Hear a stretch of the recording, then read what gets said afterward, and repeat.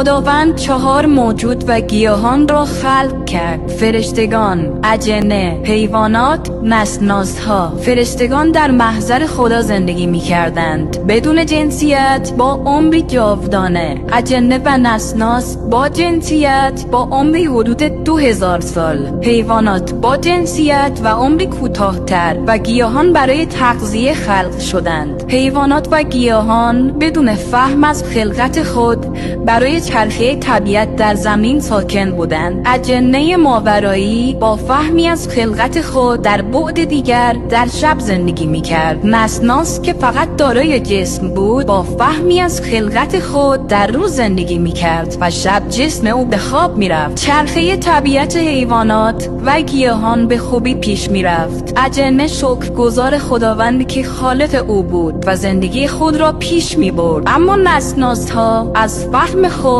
نه تنها برای خلقت و قصد خلقت استفاده نکردند، بلکه به کشتن حیوانات روی آورده بودند. برای تغذیه خود دیگر مخلوقات خداوند را روز به روز به نابودی می‌کشیدند. از فرشتگان به محضر خدا پیغامی رسید که پروردگارا، اجنه در بعد شب بدون هیچ آسیبی زندگی خود را پیش میبرد. حیوانات هم چرخه طبیعت را پیش میبرند. همه چیز در زمینی که در اختیار مخلوقات خود قرار داده اید به خوبی پیش می رود. اما نسناس‌ها نه تنها فهمی از خلقت خود را ندارند، بلکه برای تغذیه از گیاهان به حیوانات روی آوردند و چرخه طبیعت را به تباهی کشیدند. آنها حتی فهمی از وجود خدایی که آنها را خلق کرده بود را ندارند. خداوند که به نسناس‌ها فهم و درک را اهدا کرده بود، انتظار رفتار با خوی حیوانی که فهم ندارد را نداشت. پس به فرشتگان امر کرد نسل نسناس‌ها برای نجات دیگر مخلوقات خود در زمین منقرض شود.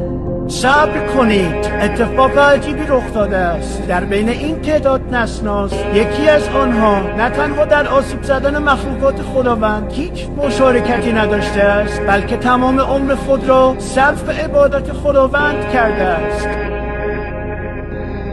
666 سال سن اوست، جنسیت مذکر، نام او شیطان است.